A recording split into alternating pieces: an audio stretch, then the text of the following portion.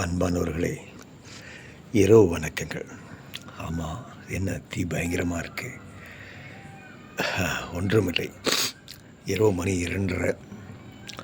இப்போ தான் எந்திரிச்சேன். 3:30 மணிக்கு எந்திரிக்க வேண்டியது 2:30 மணிக்கு எந்திரிச்சேன்.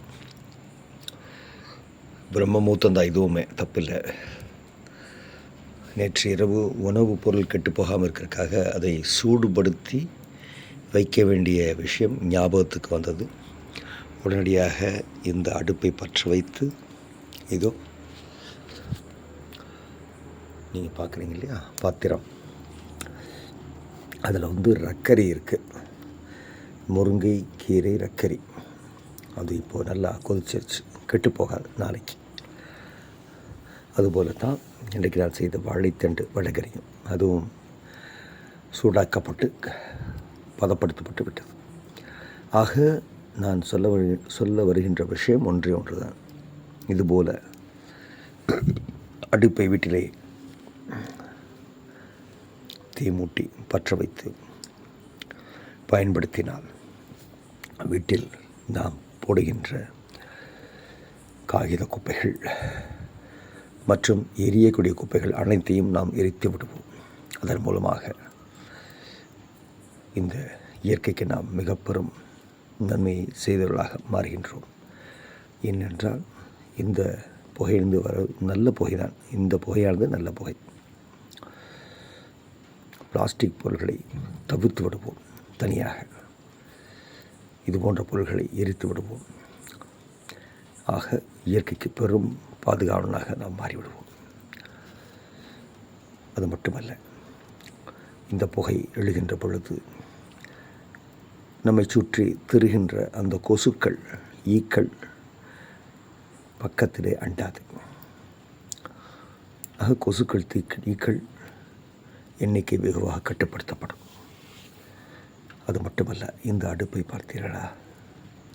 இந்த புறம், இது முன்புறம், இதனுடைய பின்புறம் 2 புறமும் திறந்து இருக்கிறது.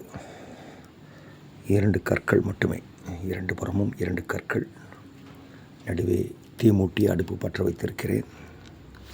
நீங்கள் பார்க்கிறீர்கள். இதன் மூலமாக நீங்கள் தெரிந்து கொள்ள வேண்டிய செய்தி என்னவென்று சொன்னால், இப்படி நீங்கள் அடுப்பை பற்ற வைப்பதன் மூலமாக காற்று அடிக்கின்ற திசைக்கு எதிராக நீங்கள் உட்கார்ந்து இந்த அடுப்பை பற்ற வைத்தால் கரி உங்கள் கண்களை மூடும். உங்களுக்கு மூச்சு முட்டும், சுவாசிக்க இயலாது. இந்த தருணத்திலே நீங்கள் எதிர்ப்புறமாக காற்று வருகின்ற திசையில் உட்கார்ந்து கொண்டால் உங்களுக்கு எந்த விதமான சிரமமும் தொந்தரவும் இல்லை. ஆக இப்படியாக அடுப்பு நீங்கள் உங்கள் வீட்டிலே ஏற்பாடு செய்து, அதிலே தேவையற்ற உங்கள் வீட்டிலே சேகரமாகின்ற சிறு குச்சிகள், ஷமித்துகள், இலைச்சருகுகள், இது போன்ற காகிதங்கள்,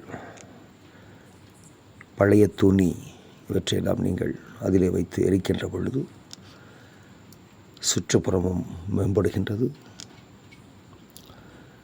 வீடும் சுத்தமாகின்றது, நமக்கு பணமும் மிச்சமாகின்றது. நெருப்போடு, பஞ்சபூதங்களில் ஒன்றான அக்னியோடு நாம் நேரடி தொடர்பில் வருகின்றோம். இயற்கைக்கு நாம் பெரும் நன்மை செய்கின்றோம்.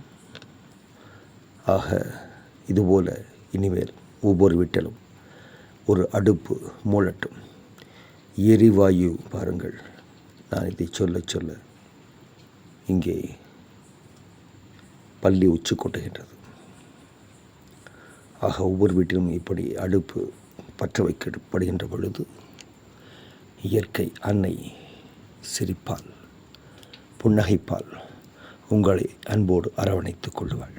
பாருங்கள், இயற்கை பாதுகாக்கின்ற வேலையை நம் வீட்டிலிருந்து நாம் தொடங்குவோம். யாரோ ஒருவர் நமக்கு செய்வார் என்று நாம் எதிர்பார்த்து காத்து கொண்டிருப்பதை விட நம் வீட்டிலேயே நாம் அந்த புரட்சியை, அக்னி புரட்சியை தொடங்குவோம். நல்லதே விரும்பும் முருகானந்தன். ஜெய் பனி சேனலுக்காக.